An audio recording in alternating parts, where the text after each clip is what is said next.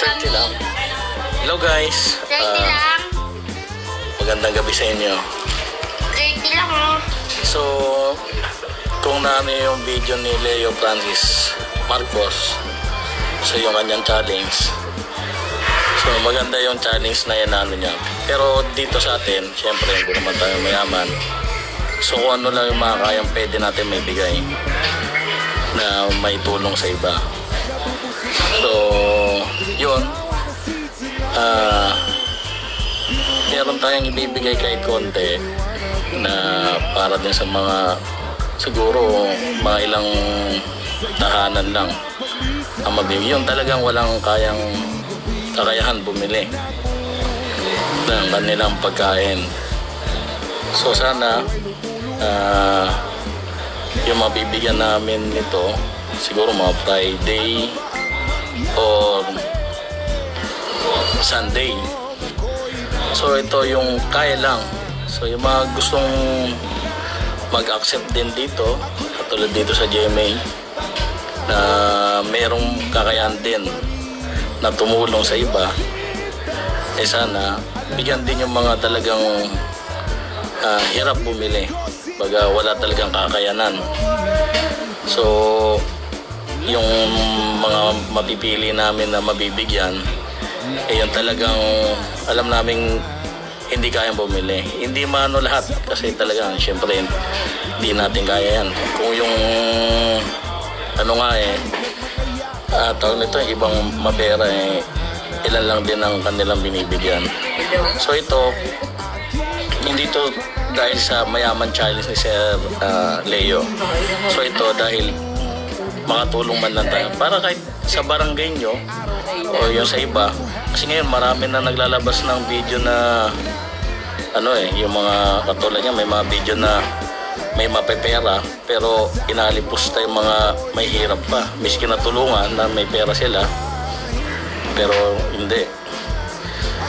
So nga lang kay Nolito, alam mo naman naka-lockdown tayo dyan, hindi tayo makakapunta dyan. So sundin natin din yung quarantine kung saan lang tayong barangay, yun lang din. Kung yan sa barangay nyo ay meron ding mabuting puso na tutulong, sana meron din magbigay talaga.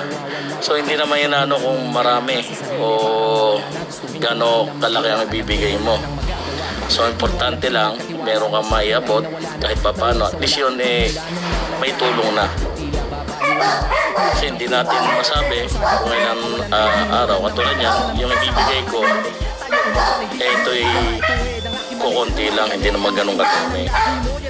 So yung pili lang yun. So ito kasi kaya nag-ano rin tayo sa online, sa streamer natin sa vlog. So para maano nila yung mga ibang may kakayahan dito sa GMA na mapagbigay din ng kahit konti sa mga talagang walang-wala. Yun lang naman yung ano natin. Kasi ngayon, purpose natin dito, mawala na yung COVID Kasi pag tumagal, pare-pares na tayong magiging wala nang makakain. Kasi wala nga tayong trabaho. So ngayon, ang ano na lang natin, yung matulungan yung ibang tao. Na kahit sa konting ayuda, kahit tulong na lang din sa ibang barangay. Kasi katulad ng mga barangay natin na hindi rin kaya talaga lahat totally. So kung sino mga kapitbahay nyo sa tingin nyo kailangan talaga ng tulong, bigyan nyo na lang sa konting paraan. Sana maano rin doon sa mga ibang mga tropa dyan o meron talagang kakayahan na kahit papaano magbigay kahit konti. Hindi naman sinasabi na magano ka ng maramihan and sabihin na pera mo yung malaki. Di yun, kung ano lang yung kaya mo at yung taos puso mo talagang ibibigay.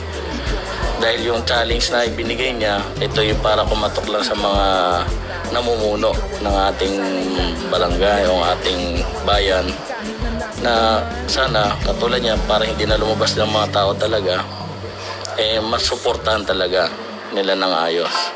Pero katulad niyan, konti ang tao, ilan lang din yung mga frontliners na nag-ano. So, hirap din sila. sana yung iba makatulong din sa maliit na bagay. Hindi importante kung alin o ilan ang may bibigay. So importante mapagtulong lang sa mga wala talaga. So sana sa mga nanonood o makaano ng ating video, so sana mapaabot din to sa mga meron talagang kaya. Hindi to payabangan o ano. So ito tutulong lang tayo para maibigay natin yung mga pangunahin lang na kailangan. Hindi yung maramihan to. So sana to sa mga nanonood, ma-share nyo na lang. Then sana matapos na itong ating problem sa nangyayari na to. Kasi pag nagdire-diretso to, sana to sa ibang ay hindi sana katulad dito sa GMA merong oras ng paglalabas. Sundin na lang muna natin at least para matapos na. Kasi kung di natin susundin at magmamatigas tayo rin mahirapan dahil sabi nga batas pa rin ang masusunod yan. Tayo ay kailangan sumunod doon para hindi na tayo magkaroon ng problema pa matapos na itong para bumalik sa normal ang buhay. So sana yun lang guys. Maraming salamat. Pa-share na lang din ulit. So sa mga gustong tumulong dito, cooperate lang din kayo sa barangay para mabigyan kayo ng pass para doon sa inyong gagawin. Kailangan coordinated din. So yun lang. Sana malagpasan natin lahat. And God bless all.